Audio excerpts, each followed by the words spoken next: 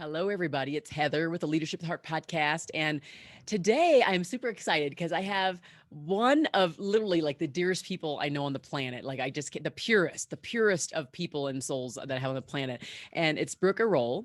And I met her, gosh, 4 years ago, maybe something like that at a conference called Work Human. And she was introduced to me and we didn't immediately like start talking, but our circles just could continue to connect. And it was just meant to be in the end. And so just recently, I rolled out that book, The Art of Caring Leadership. Here we go. The Art of Caring Leadership.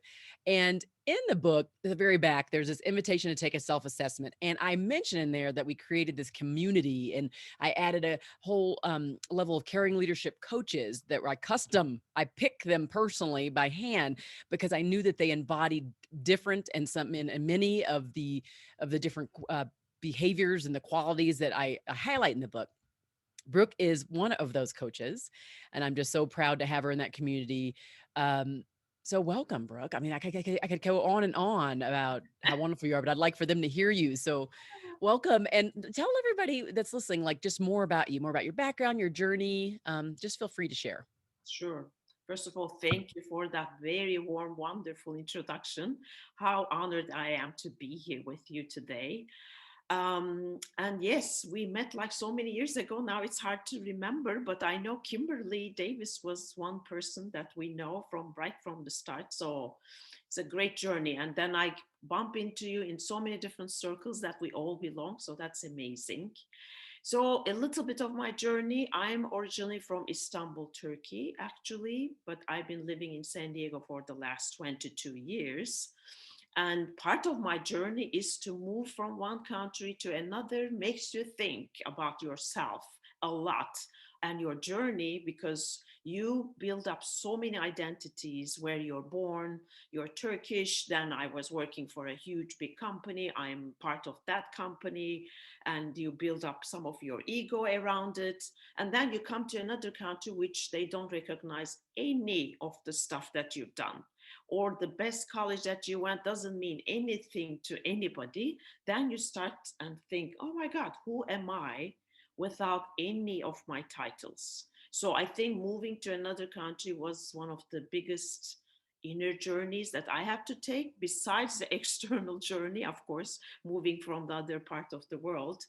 But also, it connected me to a lot of things about myself, what I experienced at work, and how I didn't like what I did until then, which was actually a great company to work for list and make good money, good circles, good friends, but something was always missing. And I was always looking into what my purpose in life is. It didn't feel like that job was my fulfilling my purpose or align with who I am. So all that journey took me here to United States, but also it continued here because I still wanted to do something that uses my skills, my gifts, and want to make sure that I do the right thing for not for myself, but for the world. So it's really part of that journey that took me to a place where I'm now helping people exactly like in my journey to go through that journey in the most meaningful way, to find out who they really are in essence, so that they can do the work, paid or unpaid. You don't even have to be an employee to do this, but it could be a housewife, somebody who works for nonprofits, but just really, really connect to who you are so that you do the work that matters to you and to the world. So that's really the essence of what I do, because I think I've seen so much suffering in the workplace. My whole purpose became like, okay, how can we have all human beings find meaning in what they do, not daily tasks, not repetitive tasks just to get a paycheck, or not even to get one, because if you're a housewife, but just really find meaning in what you do, no matter where you are. So just Mm. a little bit of, I wasn't expecting to tell it this way, but it turned out to be this way today. I'm glad you did tell it that way. I mean, I think again that's the beauty of it. So when we think about I when I wrote the book, The Art of Caring Leadership, my goal wasn't just to write a book. Like I knew that I'm going to be honest, a lot of books I've either half read, fully read, and put it down, and was like, that's nice. Yes. And I was like, I just didn't want it to end there. And also because if the people were wanting to change enough, then I wanted to be with them on that journey. And so I had to find a way to make it where I could stay with those people. So that community that's open and free, and the caring leaderships who are coaches who are there, their services aren't free, but they are there still as a resource inside the community. The Caring Leadership Academy that's there, the free self-assessment that's there, it was all my way of just putting a complete caring leadership ecosystem together, a support system, a guidance system, so that when you finish that journey of reading the book, you're not done and you can continue to improve and get better. And so that's the reason why I decided to do this whole series. We did, obviously, Brian last week, continuing to highlight this, all of the coaches. There are 8 of them, so we're going to continue to hear conversations with them. So hopefully you love it. So I'm curious, Brooke, what do you think? Um, as you have been in many organizations, and you've been in large ones, and you've been in global ones in different countries, what are you seeing as the kind of the biggest gap for leaders and how they show up for their teams, and how they maybe even lack in the ability to show them that their work is meaningful? Yeah, first of all, of course, you touch so many of that in your book. That's why it's a great book. And I love that it's the caring leadership. I think that's one of the biggest gaps. And we talk with you after and before you finish your book, but I think I never share that the caring word really speaks to my heart, especially after I read Bob Chapman's book, Everybody Matters. He has a section where he says, okay, we want leaders to love their people, all of them. But it says it's such a strong word for some. Caring is something that maybe we can put out there so that even if they don't feel like, oh, I love my people, they can at least say, I really care about people. I care about people who work for me. And that stuck with me. So I think that's such a nice way to put the art of caring leadership is what is really the biggest gap I saw in my own experience in the corporate space too. Because it feels like as soon as you step in your foot, and I was told, first of all, to only bring my professional self to work, which did not mean anything to me. So this is my first work experience. I'm thinking so highly of this company that I'm working for. I'm expecting everything to feel great. And of course, it doesn't. But one of the things that I really struggle with, like, oh, so I'm going to leave my whatever side behind as I cross the doorway and bring my professional self. So, first of all, that didn't mean anything, but it also made me so much in conflict with how to behave at work. So, I do care about people, just like that's who I am. I'm a people person. So, before I do even work with a teammate, I do care about what's happening in their lives. If there is something going wrong in their lives, that's what I will talk to them about. So I'm thinking, oh, so since I bring my professional side, I shouldn't be talking to them because their child is sick or their mom is sick, and I should only be talking about work. I mean, that notion alone did not work for me at all. So, and I also felt like some leaders that I experienced had so much caring. And I never forget a couple of things that they said. I was with you on just a like another event that made me think of my own experience with the most caring leaders. One sentence that they shared with me stayed with me forever. I like quit that company 22 years ago. I still remember those two leaders because they were caring leaders. I wasn't only a number, I wasn't only somebody to sell more technology. I mean, that is the biggest gap. But I don't blame them. I'm not saying this in a judgmental way because they came to this world and to these positions at a time when we were thinking management is really being professional. You're not bringing your emotional stuff to work. So that's how they were trained. So that's why they felt like that's the way to treat me or anybody else. But I think that's the biggest thing. We forgot for too long that we are working with human beings.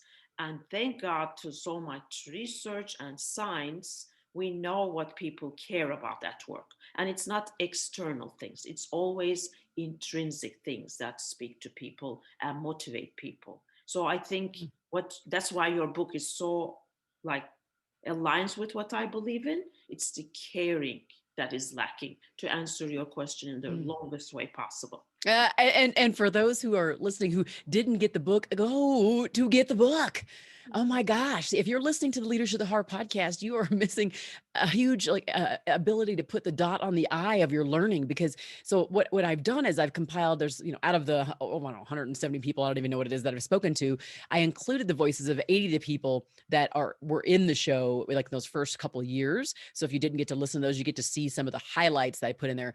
I put them in there because I started to realize when I got to episode 25 that there was so much brilliance in that part where I talk about a time when they're not proud of like their leadership, when they felt like they were they just weren't their best selves. And what did they do to come out of that? And it was in those stories, or even when they talk about their why, which is that other kind of way of talking about purpose. Like, why do you lead? And like, what are you here for? And when we got there, it was like, wow, I've got to share some of this stuff. So if you love listening to the show, you are going to be doubly happy to either listen to the audiobook if you just prefer to hear my voice, or if you want to have the physical book, or if you want to do like a Kindle. So there's all those versions available for you, Amazon and whatever, wherever else you might be able to buy around the world. If it's global, Book Depository is another good place. If you can't get to Amazon easily, or if it's, just the shipping is weird, you can go get it there. But I just want to make sure I put that in there. This is less of a plug. It's more of an invitation to you, right? Because I'm going to be honest. When you go through a publisher, you don't make a whole bunch of money. So it's not about making money here. This is not what this is about. It's about inviting you into this community to start you on this journey, to continue. Because if you're listening to this, you already started the journey. It's just continuing to go along that journey, deepening it with other people, and also connecting with me. Because at this point, you're out there in the world and I'm not sure who you are. So it allows me to know who you are and to engage further in this conversation. So I just wanted to insert that as we continue to talk about that. And it's interesting, like this idea of caring that Brooke talks about. And we know it, don't we? We know it when we feel it. It's Exactly. Of just course. Of course. crazy how Yes. we know it. It's the feeling of it. Yes. And what I was trying to do for the people who cannot stand squishy, touchy feely stuff was, how do I take this thing that's nebulous that some people might be like, oh, it's just so soft, and put some structure around it, some guardrails, some 1, 2, 3, 4, 5 step things around it.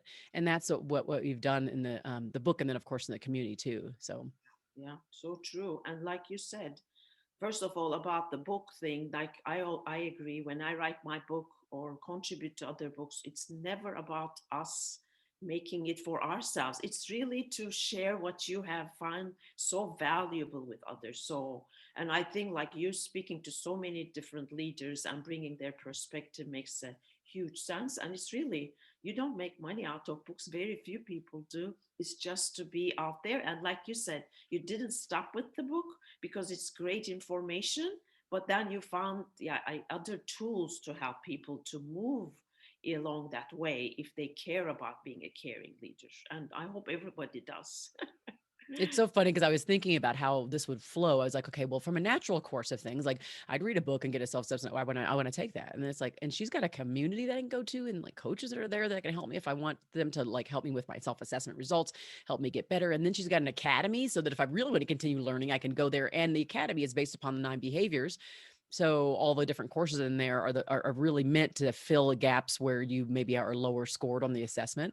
So I was being very thoughtful about the journey of those who would read it, and feeling out how we would, meet the needs. But Yeah.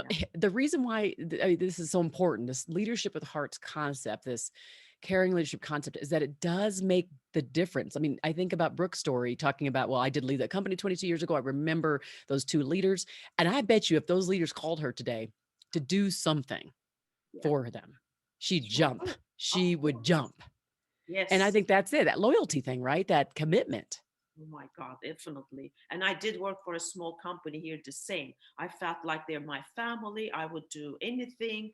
And that's why, like, the research obviously shows if people are happy with their supervisor, their managers, their bosses, they do stay longer because that means more than money to people.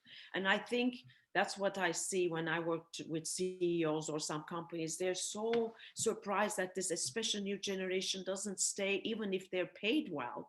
And I'm saying, are you around? Do you know who they are? Do you know what's going in their lives? And when they say no, that's what they're looking for. It's not, it's just that's why the times that when I started working, that was the biggest award, right? Give more money, give more money.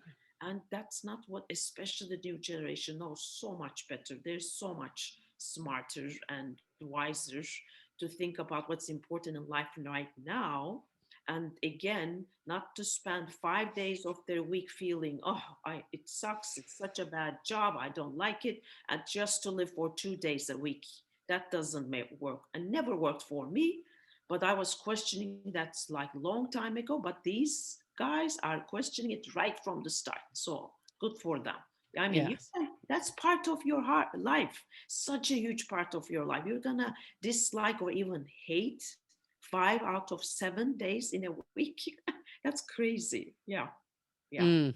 Yeah, and I just, as I think about Brooke and why, I selected her, like I said in the beginning, after first meeting her and then every interaction after that, there was this pureness there, and it's a pureness that actually exists for the person in the heart of the matter who wants to learn to care more. So it's like this inquisitiveness, this like blank slate, this openness to receive and to get better. And that pure way about her was the thing that really brought me to the fact where I was like, I need to have her with me on this journey, but with the other leaders who come on. Just know, I mean, the message is really that you're not alone on this this road that can be quite rocky, as we hear through some of the stories of the leaders I speak with. And don't forget to refer some more of those leaders, because I love getting the ones that come specifically from you who are listening. Um, but when you hear those things, it's like, wow, either you're like, wow, and your jaw drops. And I know that's happened to me a couple times. I don't know if you remember, there was an episode just recently where I just broke down crying. So if you were able to see the video, you would see that it was just pretty awful, like a big old pink nose. I'm crying because her story was amazing and her joy was, so amazing. And so when I'm in that, it's like, wow, but we know this road is rocky, and we know it's not smooth, and it's not even like a road really. I mean, it's kind of like a mountain climb, like we're scaling a mountain and we're doing it together. That's what I'm hoping that you get when you hear this, when you listen to the show, when you read the book, when you enter the community, that you are not alone, and that we are on this journey together. And so I'm just so thankful, Brooke, that you're with us, that Of you're course. part of this team. And I think one of the things, that's why I was saying, like you said, first of all, none of us are alone. We're all learning together. There's still so much more to learn. But at the same time, like it's just the journey is bumpy, but it's so worth it, because at the end of the day, when I always I have that exercise with my clients too. Let's say you're 92, you're at your porch and you think about your life, and when you look at anybody who's at that age, everybody is only talking about who loved them, who they were able to bring love to, which lives they were able to touch. Nobody's talking about the cubicle that they're working in, or just like how like tedious they were, or how many tasks that they completed on a certain day, right? It's always the human connection. It's always the things that matter to us the most. So why not live it that way today, instead of waiting until your whatever your ages and then have so many regrets? And I always think about that too. Like we can try things and it might not work, and we can be disappointed, but it's so much better than having regrets that we never even tried to be the real nice caring person we could be, not only at work and everywhere, right? Mhm. We work for nonprofits, we volunteer. I'm sure you're with your children at school, meeting teachers, other parents. I mean, we could be that caring leader everywhere. It's just makes us human first. So, yeah. It's interesting because this idea of caring all the time, caring no matter your title, I know it's sounds exhausting, and guess what? It can be. Yeah. I've had people call me on this and wonder why I had so much time, or thought that I had put so much time and had so much time, and where my time came from, where I would take the time to make others feel good, Mhm. uplift, recognize, show appreciation, escort customers from this place to this place, and instead of letting them find the location themselves. It's exhausting. I'm not going to lie. Being outwardly focused nonstop is a hard thing to do. And this is a mother that has 4 children. All the things that I do, it's hard. But you know what? It's worth it. I would just like, jump on a sword right now to continue to be that person. Yeah. And I'm not perfect at it, but I want, it'd be good if you can see the value, the seeds of hope in being that person no matter where you're at and no matter who's in front of you, and not treating one person better because of their title, right? All of those things. I had someone ask me the other day on a call. I can't remember what it was because I feel like I'm always on calls, but it was something related to favoritism. And she said, "Well, what if people, or what if you're people in your team? What if you're leading with so much care that the people around you feel like you have favoritism for one person or so?" And what I said was, uh, you should reflect on that feedback, because there could be some truth to it. Mhm, So that, because caring should be applied across the board mhm. in your own way. So caring is your own way of doing it, right? Your own brushstrokes. But sometimes we do lean on those who are our favorites. And so as leaders, we have to be super cognizant of that, because we need to show care to different people in different ways, but we need to make sure we're being fair with how we distribute our care. Yes, so true. And especially, I'm such an extrovert person, and with all the assessments proving it too. And I learned over time, really, that how much more time I need to spend with the introverts in my team, because they're not going to be outspoken as I am. And in the meeting, we people like me can take all the airtime, and they would never have even a chance to come and say anything. So sometimes I almost want to favor them, because I need to spend more time with those people in my teams. And I Mm. found that out because we know so much more about personality traits and everything, those assessments we take. But I always feel those who are people, and be more mindful that they might not be saying everything as I do as it comes to my mind, because as I'm thinking, I'm already thinking out loud. And those people have to process it. They don't want the airtime. Maybe they need more one to one instead of talking in the group setting. So that's really exactly what you're saying made me think Mm. we need to spend more energy and be more conscious and mindful of different people, different personalities. And yes, it could be exhausting, but at the end, it does make a difference for other people. And also because I'm in the purpose work and I go so deep into the research of that, it shows that people who find meaning in what they do or find their purpose has nothing to do with yourself. People are so much more fulfilled when there's one more, at least, living thing that it is included in your purpose. It could be saving animals, cats, dogs, the wildlife, the planet, or taking care of a child. It could be one person or one living thing, but it's always more than you, because that motivates people a lot more than just making it all about yourself. So that extra work, like you said, which could be exhausting, actually makes you happier and more fulfilled too. So at the end, it works for everyone, I think. Mm. Now you all hear why I had her on the show and why she's part of the community. I want to make sure that if you have loved this episode with Brooke and I, that please do share it far and wide, and also join us at caringleadership.co. And you can kind of go in and see the community and all the things that's offered there for you to make sure that you can continue on this caring leadership journey. And leading with heart is the only way to lead. And if you do love this show and all the episodes, please do write a review, a 5-star review on Apple Podcast or wherever you might listen. That helps other people find the show. If you do that, it helps them find it, because the algorithm just says, oh, this has a lot of reviews. Let's continue to refer this to other leaders. And voila, there it is. Brooke, this has been, just again, every single time I can spend time with you is really a blessing to me. So I appreciate you. Thank you. Thank you. Thanks for all you do for us, for everybody, and uplifting others, and really putting the caring part into upfront and so visible, because it's not still so obvious to the world. So thank you. Thanks for having me. Thank you.